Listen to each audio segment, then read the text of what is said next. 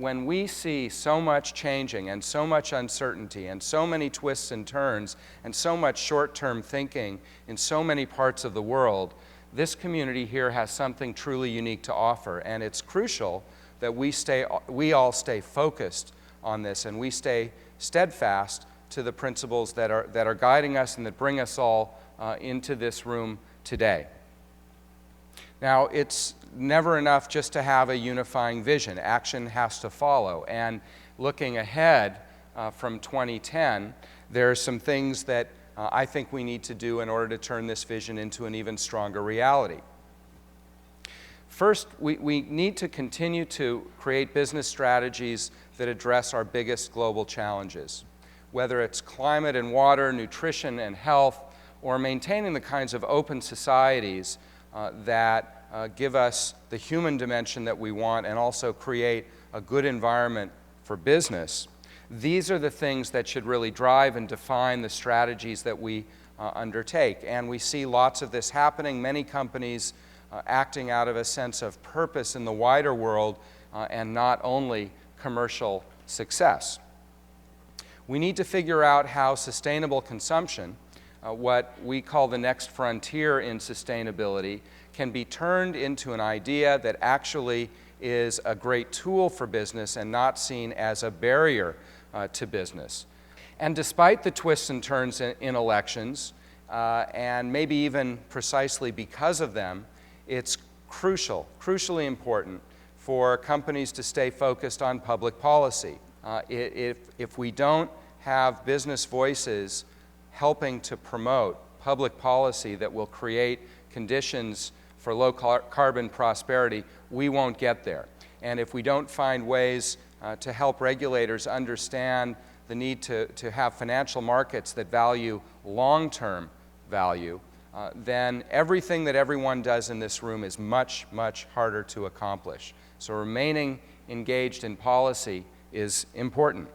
As we start this conference and we reflect on all of the changes that the world continues to experience, we all know that progress and change are not automatic and they are not linear. The world reminds us of this every day. But the vision that everyone in this community, I believe, shares is a renewable natural resource that, in fact, we can rely on and have to rely on to navigate all of the changes that we see every day in the world. So let's redouble our efforts to stay focused on the long term, to think big, and to deliver great results that build the kinds of societies we want and also build the kinds of companies that we want and that we need. That's where we've got the most power. That's where we can deliver something really unique. It is a great opportunity. It is a great challenge. It's a great responsibility, and I know that we are all up to it. So let's go make the most of the 3 days and build for the years ahead. Thank you. So, why did you write this book? I think is the obvious first question.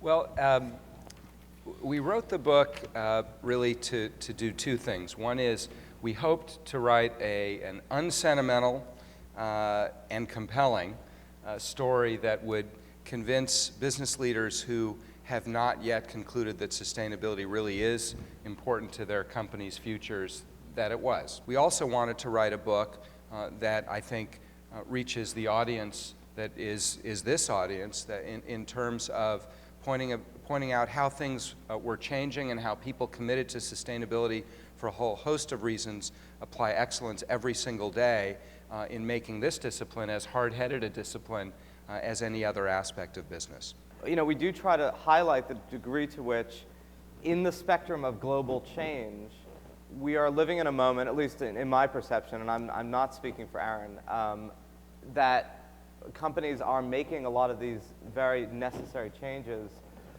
to a degree that is largely progressive, small p progressive. And that, you know, in my view, without those cost pressures, it would have been difficult to fully move that particular needle.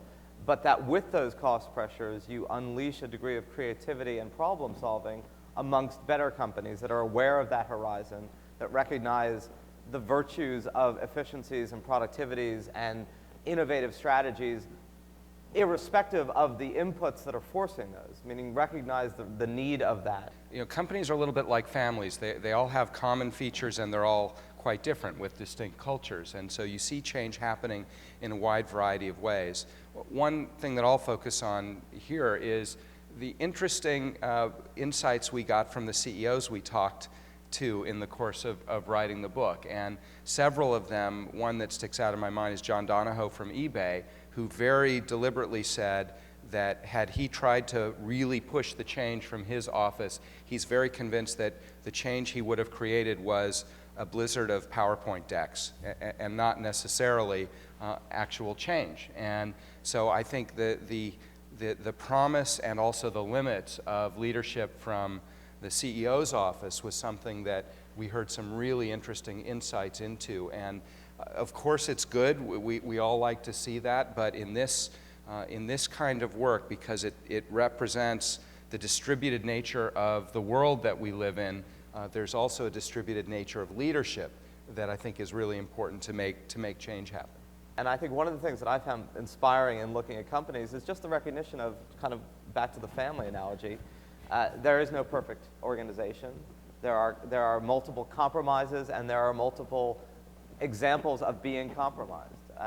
And that doesn't necessarily need to stand in the way of the trajectory being largely a positive one, but you have to embrace the degree to which we live in the world that we live in much more than we live in the world that we wish to be living in. And that if change is going to happen, it's going to happen because of compromised organizations recognizing the imperative, not because of perfect organizations seeing the light. We have one chapter in the book called "It's the Product Stupid," and that, I think, illustrates the fact that the best way to approach this and the best way to achieve sustainable excellence, the title of the book, is to go right to the core, and that's what I know a lot of all of you are working on. And it's about reimagining the very products and services that companies are putting out into the marketplace, with sustainability as one of the defining features of that. The goal, long term, for what we speak about in the book, and I think for all of us here, is to some degree that these issues of sustainability or sustainable excellence simply become excellence. That there is no category that's siloed, separate, different, that it simply is infused in the operating mantra of any company that wishes to be excellent and wishes to be sustainable and wishes to be sustainably excellent, much in the way that we wish for honesty and hard work. Now that's not likely to happen by 2020, but it is certainly a goal that we talk about infuses the best organizations, and I think almost certainly infuses everyone in this room.